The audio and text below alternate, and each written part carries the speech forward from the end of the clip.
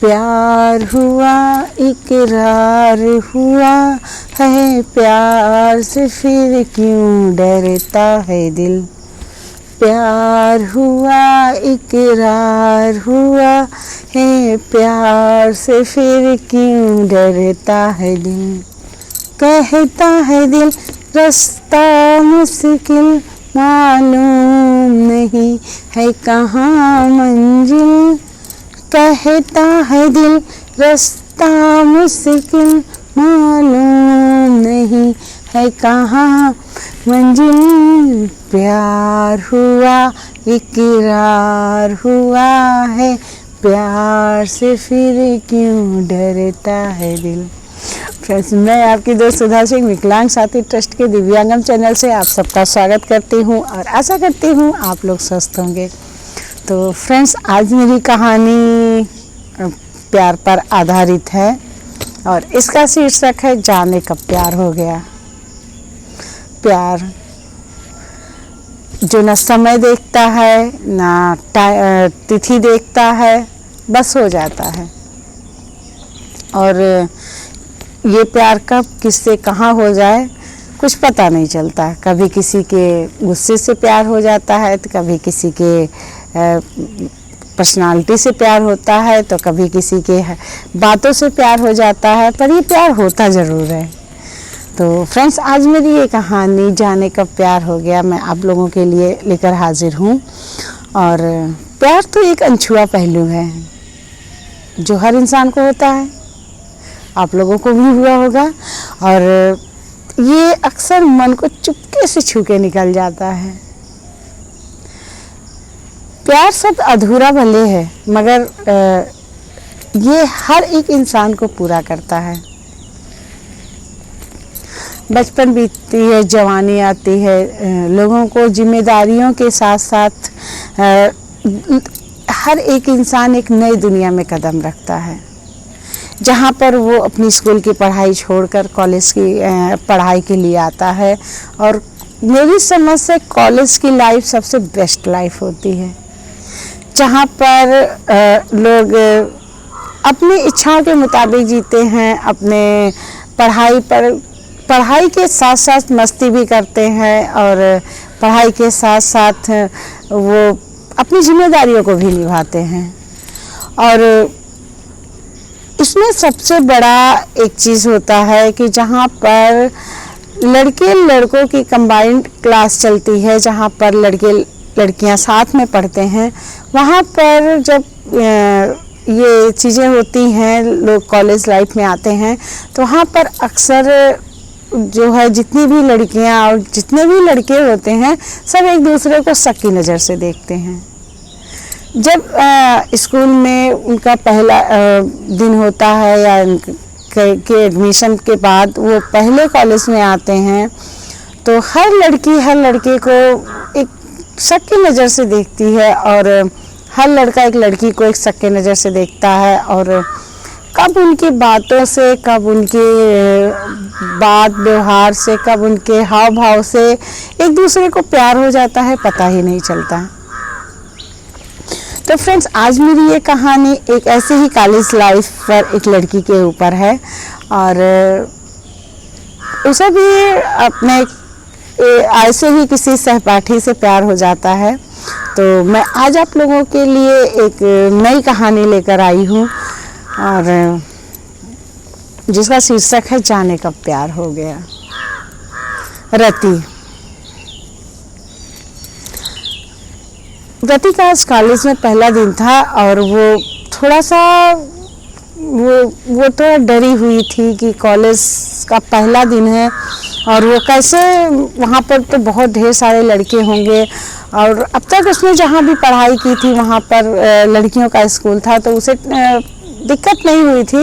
लेकिन अब वो सोच रही थी कि कॉलेज में वो जाएगी और वहाँ पर लड़के भी होंगे और उसने अपनी फ्रेंड से काफ़ी ये चीज़ें सुनी हुई थी कि कॉलेज में अक्सर लड़के छेड़ते रहते हैं, कमेंट पास करते हैं और जहाँ पर लड़कों का स्कूल होता है वहाँ पर थोड़ा सा ये सारी चीज़ें नॉर्मल भी हैं होना। तो ये सारी चीज़ें सोच के रति को थोड़ा सा टेंशन भी हो रहा था कि कहीं कोई उसे कुछ बोल ना दे या कहीं कोई उसे उसके ऊपर कमेंट ना पास करे।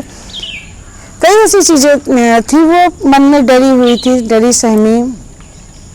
कॉलेज के लिए कॉलेज में आती है वो, जब कॉलेज के अंदर दाखिल होती है तो कई भी लड़कों का और लड़कियों का ध्यान उसकी तरफ जाता है। वो बहुत डरी रहती है और किसी तरह वो डरते डरते अपने क्लासरूम में आती है।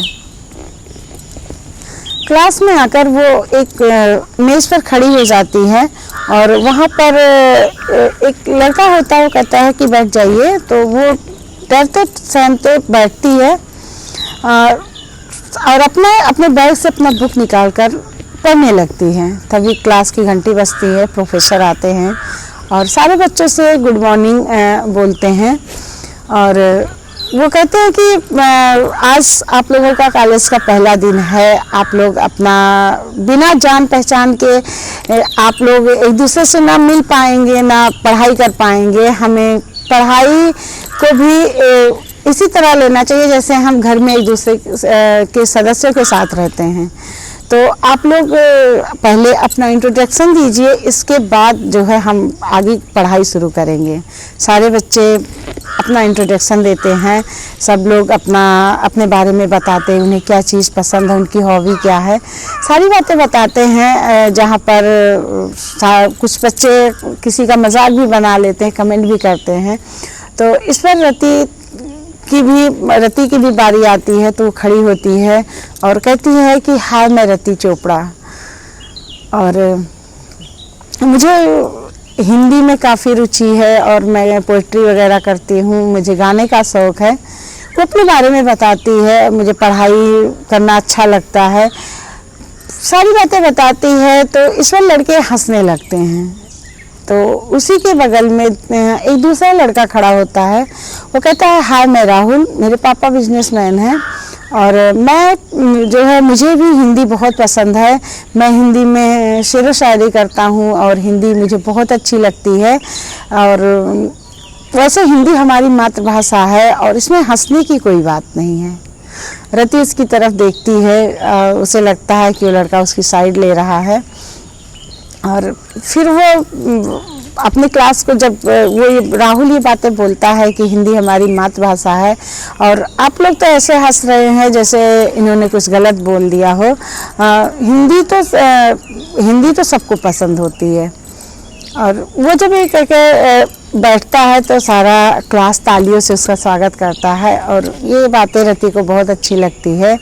वो प्रोफेसर भी बोलते हैं कि आप सही आपने कहा राहुल जी, हिंदी तो सबकी पसंद होती है, सबकी फेवरेट होती है क्योंकि ये हमारी मातृभाषा है और हमें जहाँ तक हो सके हिंदी का ही प्रयोग करना चाहिए। तो सब लोग उससे सहमत होते हैं, सब लोग प्रिंसिपल सर से सहमत होते हैं और इसी बीच बेल बजती है और प्रिंसिपल सर कहते हैं ठीक है, आज इतना ही, फिर हम लोग कल क्लास के लिए मिलते हैं। आप लोग एक दूसरे से परिचय बनाइए क्योंकि अगर आप लोग एक दूसरे से हिल मिल कर रहेंगे, एक दूसरे से आप लोगों का परिचय अच्छा रहेगा तो आप लोग फिर एक दूसरे की पढ़ाई में भी मदद करेंगे, एक दूसरे से अच्छी फ्रेंडशिप आप लोगों की रहेगी तो आप लोग एक घर जैसा माहौल कायम कर पाएंगे। प्रोफेसर चले जाते हैं, रति राहुल के पास आती है, वो उससे थैंक यू कहती है कि थैंक यू आपने मेरी साइड ली। तो इस पर राहुल कहता है मैंने आपकी साइड नहीं ली है, मैंने हिंदी की साइड ली है और आपकी जगह कोई भी होता तो मैं यही करता और मुझे भी काफ़ी हिंदी पसंद है और मेरे क्लास के बच्चे हंस रहे थे तो मुझे लगा कि इन्हें हिंदी के बारे में नहीं पता है और इस वजह से मैंने कहा और मैंने आपकी साइड नहीं ली। रति कुछ नहीं बोलती है, रति आगे निकल जाती है। वो अपने कॉलेज के ग्राउंड में बाहर आकर बैठती है और वहाँ पर अपनी बुक निकाल लेती है और पढ़ने लगती है। वो चारों तरफ देखती, लड़के एक अजीब नज़र से उसे देख रहे थे, उसे डर भी लग रहा था कि कहीं उसने कुछ गलत किया है, पहना है या क्या है, तो वो थोड़ा सा डरी हुई भी थी और वो आकर चुपचाप से बैठी पढ़ रही होती है। तभी राहुल पीछे से आता है, कहता है एक्सक्यूज़ मी। सॉरी, मैंने उस समय आपको अनमना सा जवाब दिया था, मुझे थोड़ी सी टेंशन थी। और आप निश्चिंत होकर यहाँ पर पढ़ाई कीजिए, कोई कुछ नहीं कहेगा। फिर कॉलेज है, सब लोग लड़के लड़कियाँ साथ में पढ़ते ही हैं, और कोई ज़रूरत होगी तो आप बताइएगा। तो इस पर रति को अपनी एक सहेली की बात याद आती है, जो उससे कह रहती है कि तुम कॉलेज में तो जा रही हो, लेकिन वहाँ पर थोड़ा ध्यान रखना, क्योंकि लड़के पहले बहुत अच्छा बनने की कोशिश करते हैं, उसके बाद वो फ्लर्ट वगैरह करेंगे, तो तुम थोड़ा ध्यान रखना, तुम लड़कों से दूर रहना। तो रति को जैसे ही उसकी बात याद आती है, वो कहती है जी थैंक यू, और वो उठकर अपना बुक अपने बैग में डालती है और उठ के चली जाती है। राहुल को थोड़ा अजीब लगता है, क्या है ये लड़की, अभी इसने खुद ही मुझसे कहा और इसके बाद ये ऐसे उठ के क्यों चली गई, आखिर इसको कोई प्रॉब्लम है क्या है। तो वो सोचता है, फिर वो सोचता है कि होगा कुछ ऐसे ही। वो उसे जाते हुए देखता है, रति क्लास में आती है, अपनी पढ़ाई करती है। 2-3 दिनों तक यही सिलसिला चलता है। राहुल जब भी उससे कुछ कहने के लिए सोचता, कुछ कहने की बात मतलब वो कहता, तो वो उसको थोड़ा इग्नोर करके आगे बढ़ जाती। ये बातें राहुल को समझ में नहीं आ रही थी कि ऐसा ये क्यों कर रही है, और पढ़ाई है, सब क्लासमेट हैं और सब एक दूसरे के दोस्त जैसे हैं, तो ये मुझे इतना इग्नोर क्यों कर रही है, क्या मेरे बारे में इसे कुछ गलत लग रहा है तो मैं उसे क्लियर कर दूं। वो यही सब सोच रहा होता है। वो सोचता है कि अच्छा आपकी जब मिलेंगी रति जी तो फिर मैं उनसे क्लियर कर दूंगा, क्या मैंने कुछ गलत कर दिया है या कुछ। उसके भी मन में कई सवाल चल रहे थे। और एक दिन रति अपनी लाइब्रेरी में पढ़ रही थी कि तभी वो राहुल आता है, कहता है एक्सक्यूज़ मी। तो इस पर रति कहती है जी बोलिए। तो राहुल कहता है क्या मैं यहाँ पे बैठ सकता हूँ। तो रति कहती है हाँ बैठिए। तो इस पर राहुल कहता है कि मुझे आपसे कुछ बातें करनी है। तो रति थोड़ा सा डर जाती है कि क्या बात करनी है, और लड़का है, पता नहीं इसके मन में क्या चल रहा है। उसके दिमाग में अजीब से कई सवाल आ रहे होते हैं। तो इस पर वो राहुल कहता है कि आप मुझे देखकर हर बार इग्नोर क्यों करती हैं, क्या मैंने आपको कुछ गलत कहा है, क्या आपके बारे में कोई चीज़ मैंने कही है, आप हर बार मुझे इग्नोर क्यों कर रही हैं। तो रति कहती है कि नहीं मैं इग्नोर नहीं कर रही हूँ, मैं बस अपनी पढ़ाई पर ध्यान दे रही हूँ, मैं आपको क्यों इग्नोर करूँगी। तो इस पर राहुल कहता है देखिए अगर कोई बात है तो आप मुझे बता सकती हैं, और हम लोग साथ में पढ़ते हैं तो थोड़ा बहुत हंसी मजाक या थोड़ा अगर किसी ने कुछ कहा है तो थोड़ा बहुत तो चलता ही है, इसको आप दिल पर मत लीजिए। और अगर मेरी तरफ से कोई गलती हो गई है तो सॉरी उसके लिए, मैंने आपको कभी कुछ कहा नहीं है, पर आप हमेशा मुझे इग्नोर करती हैं, मेरी बातों का एक अनमना सा जवाब देती हैं, तो मुझे लगा कि मैंने कुछ गलत कहा है आपको। तो इससे रति कहती है कि नहीं आपने कुछ नहीं गलत कहा, और बस मैं थोड़ा सा मुझे ये सब चीज़ें नहीं अच्छी लगती हैं और इस वजह से मैं थोड़ा लड़कों से दूर रहती हूँ। तो इस पर राहुल कहता है ये चीज़ें मैंने तो कुछ कहा भी नहीं। तो ये कहकर रति उठती है अपने मेज से और फिर वापस क्लासरूम में चली जाती है। राहुल को लगता है कि ये थोड़ा सा जो भी है ये लड़की थोड़ा दूर रहती है होगी लड़कों से, नहीं फ्रेंडशिप करना चाहती होगी, जो भी है उसके मन में, तो वो भी उसे फिर नहीं ध्यान देता है उसकी तरफ और अपनी पढ़ाई में दोनों रहते हैं। और धीरे धीरे फर्स्ट सेमेस्टर आता है जहाँ पर रति काफ़ी टेंशन में रहती है कि अगर पेपर अच्छे नहीं हुए और नंबर अच्छे नहीं आए तो पापा को क्या जवाब देगी। उसके पापा उससे बहुत आस लगाए हुए हैं, तो वो अपनी पढ़ाई काफ़ी बहुत मेहनत करती है और जो है क्लास में भी वो अक्सर बैठकर पढ़ती ही रहती है, जिसे देखकर अक्सर वहाँ के बच्चे उसे पढ़ाकू कहते हैं और उसका मतलब उसे थोड़ा सा उसका मजाक भी बनाते हैं कि ये अपनी अभी स्कूल की लाइफ में ही जी रही है, इसने ये कॉलेज की लाइफ का आनंद नहीं उठा पा रही है, सिर्फ पढ़ाई कर रही है। पर रति के ऊपर इसका कोई फ़र्क नहीं पड़ता। पेपर का टाइम होता है और रति इतनी ज़्यादा टेंशन में रहती है कि उसे अपना रोल नंबर कहीं नहीं दिखाई देता। वो परेशान रहती है, वो इधर उधर रोल नंबर ढूंढती है, उसे कहीं सामने उसकी रोल नंबर होता है फिर भी उसे नहीं दिखाई देता है। ये बातें राहुल दूर खड़ा कहीं से भाप लेता है कि ये इसे अपना रोल नंबर नहीं मिल रहा है। वो उसे थोड़ी देर देखता रहता है। एग्ज़ाम शुरू होने में करीब 5 मिनट बाकी रहते हैं, तो क्लास में सारे बच्चे अपनी अपनी सीट पर बैठे होते, पर रति इतनी हड़बड़ाई रहती है कि उसे उसका रोल नंबर नहीं मिलता। वो परेशान रहती है और रुआसी सी खड़ी रहती है, वो इधर उधर देखती है। तभी राहुल आता है और उसका हाथ पकड़ लेता है। तो वो जैसे ही वो उसका हाथ पकड़ता है, कहता है ये क्या बदतमीजी है, आपने मुझे क्या समझ के रखा है, मैं कोई ऐसी लड़की नहीं हूँ, आप मेरा हाथ छोड़िए, प्लीज़ मेरा हाथ छोड़िए। राहुल उसका हाथ पकड़ के घसीटता हुआ ले जाता है और उसके मेज के सामने खड़ा कर देता है जहाँ पर उसका रोल नंबर होता है। रति समझ नहीं पाती, उसे बहुत गुस्सा आती है। वो सोचती है कि ये लड़का शुरू से मेरे पीछे लगा हुआ है और इसके मन में ज़रूर कुछ ना कुछ गलत चल रहा है, इस वजह से इसने मेरा हाथ पकड़ा। तो इस पर वो कुछ सोचती नहीं है और जैसे ही राहुल उसका हाथ छोड़ता है, वो एक झन्नाटेदार थप्पड़ उसकी गाल पर रसीद कर देती है। राहुल एकदम भौचक्का हो जाता है और वहाँ से वो तुरंत हटके अपने सीट पर जाकर बैठ जाता है। रति रुआसी एकदम रहती है, उसे बुरा लगता है कि एक तो उसका रोल नंबर नहीं मिल रहा, ऊपर से इस लड़के ने उसके साथ बदतमीजी की। वो रुआसी रहती है।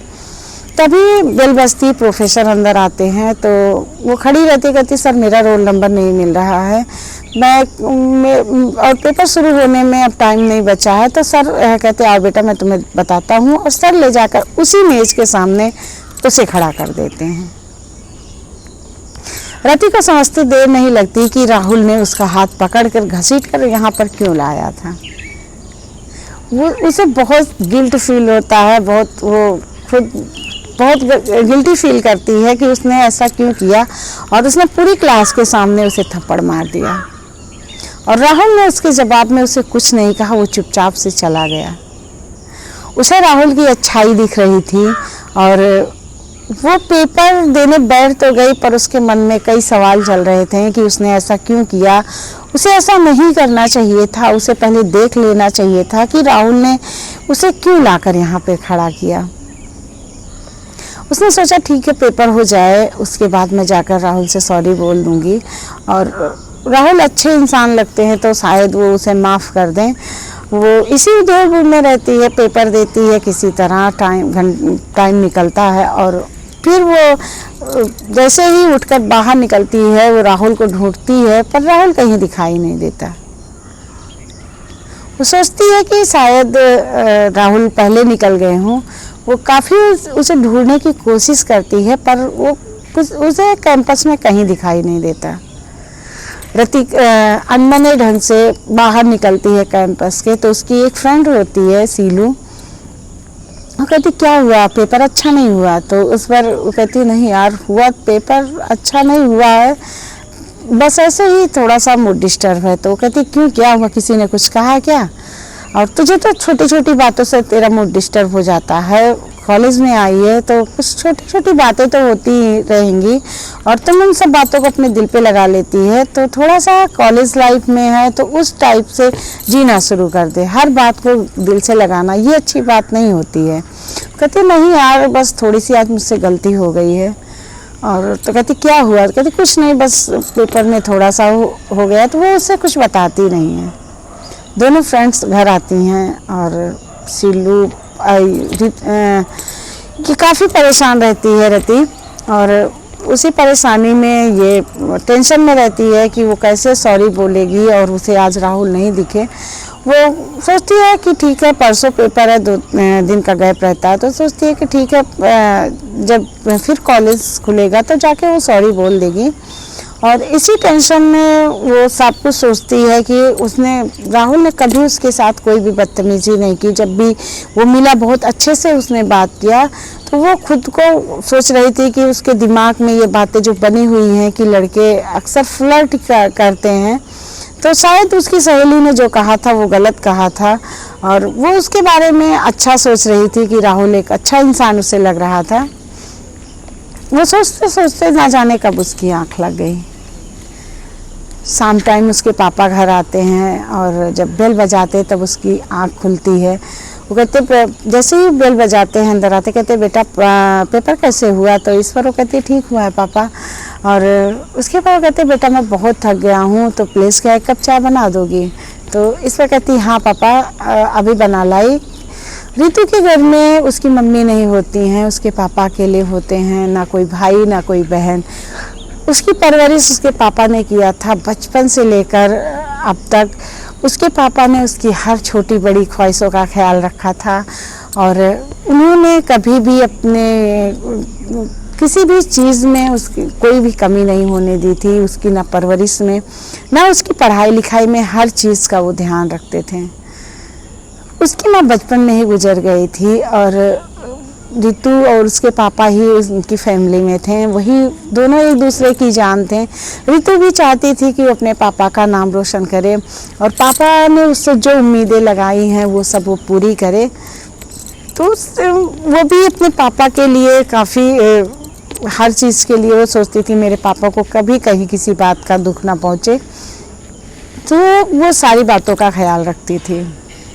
रितु ने चाय बनाया और लाकर पापा को दिया। तो उसके पापा ने क्या पूछा, क्या हुआ बेटा, तो थोड़ा परेशान लग रही है, तो क्यों पेपर अच्छा नहीं हुआ क्या? तो उस पर रति कहती है कि नहीं पापा पेपर हुआ ठीक हुआ है, बस थोड़ा सा मैं सो गई थी और 2-3 दिन से मैं पढ़ाई कर रही हूँ, तो शायद इस वजह से लग रहा है। तो उसके पापा कहते हैं ठीक है पढ़ाई कर, लेकिन अपनी सेहत का भी ध्यान रखा करो, ऐसे थोड़ी ना कि पढ़ाई पर जुटी हो तो सिर्फ पढ़ाई कर रही हो। तो इस पर कहती है हाँ पापा। और दोनों लोग चाय पीते हैं। तो उसके पापा कहते हैं आज बेटा जो है दुकान पे बहुत भीड़ थी, आज मैं बहुत परेशान हो गया हूँ, बहुत थक गया हूँ, मैं थोड़ा सा रेस्ट कर लूँ और तुम खाना बना लेना, उसके बाद मुझे बता देना। रितु खाना बनाती है। खाना बनाते बनाते भी वो राहुल के बारे में ही सोचती है। रति राहुल के बारे में ही सोचती है। रति जो है उसके दिमाग में सारी बातें चल रही होती हैं कि उसने कैसे किया और ये सब चीज़ें नहीं करनी चाहिए थी। और वो सोचती है कि ये 2 दिन कैसे कटेंगे, 2 दिन कॉलेज की छुट्टी है। और वो पढ़ाई करती है पर उसका पढ़ाई में भी मन नहीं लगता है। उसका दिमाग बार बार राहुल की तरफ खींचा चला जाता है। और किसी तरह ये 2 दिन कंप्लीट होते हैं और पेपर का दिन आता है फिर। तो इस पर वो उसे 2 दिन लगभग 2 साल के जैसे लग ही नहीं रहा था कि ये 2 दिन कितने दिनों में कंप्लीट हो रहे हैं। वो कॉलेज आती है। वो कॉलेज आकर सबसे पहले राहुल को ढूंढती है पर राहुल कहीं दिखाई नहीं देता है। वो उसे ढूंढती, कई लोगों से पूछती है कि राहुल कहाँ है, लेकिन कोई भी मतलब अगर बताता कि वहाँ पे हैं तो राहुल वहाँ पे मिलता नहीं। वो उसे काफ़ी ढूंढती, वो नहीं मिलता। वो फिर उसके पेपर का टाइम आ जाता है, वो पेपर देती है। पेपर में भी उसका मन नहीं लगता है और वो किसी तरह पेपर देकर जैसे ही बाहर निकलती है वो देखती है कि ग्राउंड में राहुल 2-4 लड़कों से घिरा हुआ बातें कर रहा है। वो बहुत खुश होती है कि राहुल दिख गए हैं, अब वो उनसे सॉरी बोल देगी। और जैसे ही रति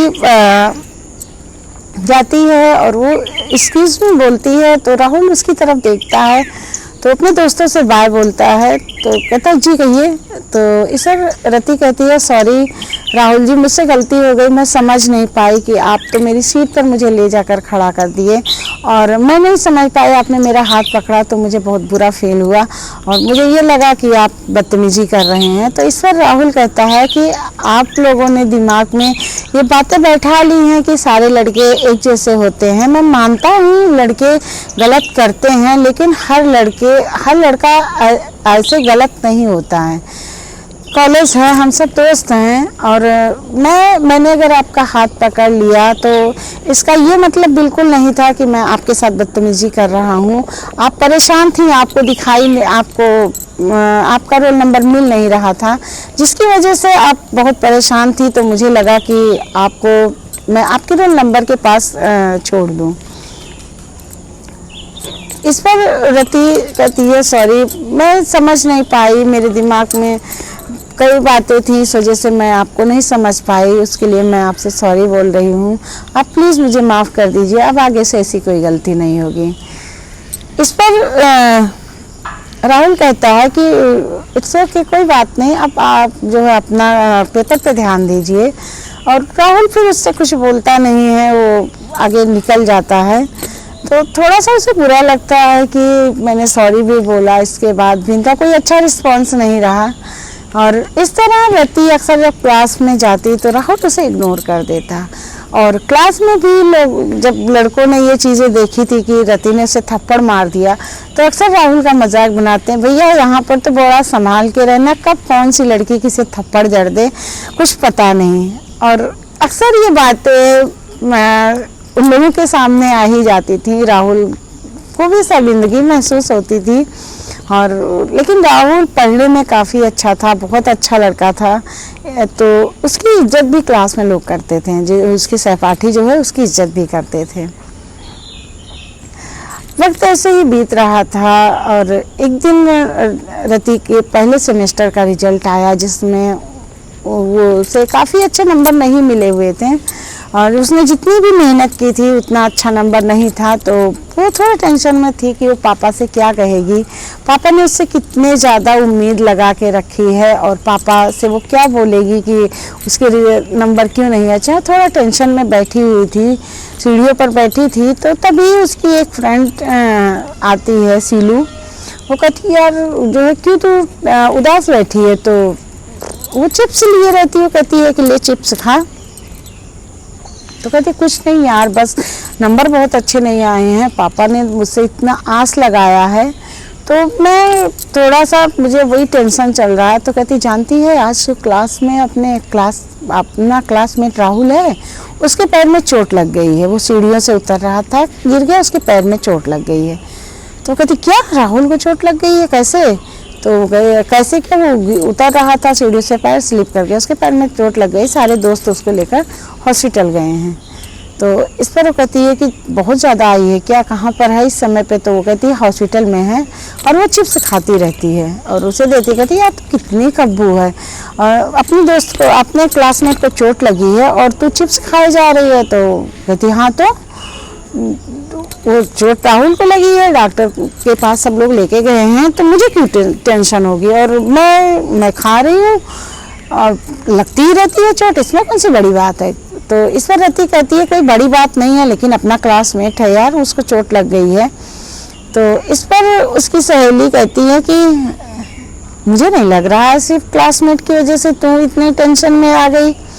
तो इस पर रति कहती हाँ, तो और क्लासमेट है और कौन है जो मुझे टेंशन तो होगी, इंसानियत के नाते मुझे टेंशन हो रही है, और उसकी जगह तुझे भी लगती तो मुझे टेंशन होती। तो इस बार सिलू कहती मैं तो तुम्हारी दोस्त हूँ और मुझे लगती तो तुम्हें तो टेंशन होना ही था, लेकिन तुम्हें राहुल की वजह से टेंशन हो रहा है, ये मेरी समझ में नहीं आ रहा है।